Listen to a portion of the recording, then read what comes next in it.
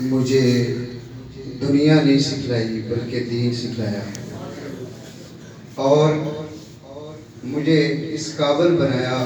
کہ آج میں رو کے اس کے لیے دعا کروں۔ اور میں رات کو جب آیا جیلم سے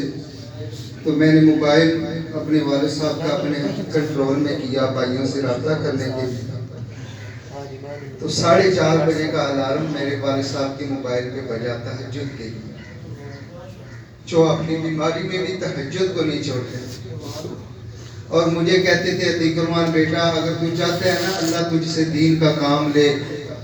تو تہجد کو اپنا معمول بنا۔ اور میرے والد صاحب یہ کہا کرتے تھے کہ ہمیں دن کے گناہ ہمیں رات کو اللہ کے سامنے کھڑا نہیں ہونے دیتے، بیٹا تم گناہوں سے بچتے رہا کرو،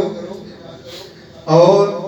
مجھے ایک تجھی سے امید ہے کہ میرے مرنے کے بعد اگر کوئی صدقہ جاریہ اگر کسی کی طرف سے مجھے کچھ پہنچے گا سکون، تو وہ ایک تو میرا بیٹا ہے۔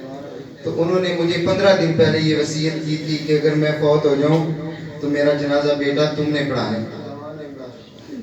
تو میں اپنی خوش نصیبی سمجھتا ہوں کہ مجھے اللہ نے ایک ایسا والد دیا ہے جس نے مجھے دنیا کی ڈگریاں نہیں دی، مگر اس نے جنت کی ڈگریاں مجھے ضرور دی ہیں۔ مجھے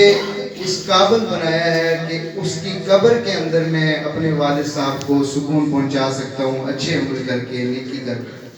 تو میں آپ بھائیوں سب سے التماس کرتا ہوں کہ میرے بھائیوں دنیا بڑی مختصر ہے، تو آپ اس دنیا کو چھوڑیں، اپنی اولاد کو کم از کم اس قابل ضرور بنا جائیں کہ وہ آپ کے پیچھے کھڑے ہو کے کم از کم جنازے کی دعا مانگیں۔ یہ میں آپ بھائیوں سے التماس کرتا ہوں۔ یہاں پہ کچھ نہیں رکھا، تو میرے والد صاحب کی زندگی کے بڑے ہی انمول حقائق اور انمول باتیں ہیں، وقت نہیں ہے ہمارے پاس کہ بیان کیا جائے۔ تو میں خوش ہوں اپنے اللہ پہ کہ مجھے اللہ رب العزت نے ایسا باپ دیا جس نے اپنی بھی آخرت کو سنوارا اور میری بھی آخرت کو سنوارا۔ اللہ ہم سب کو ایمان پہ زندہ رکھے اور ایمان پہ موت دے۔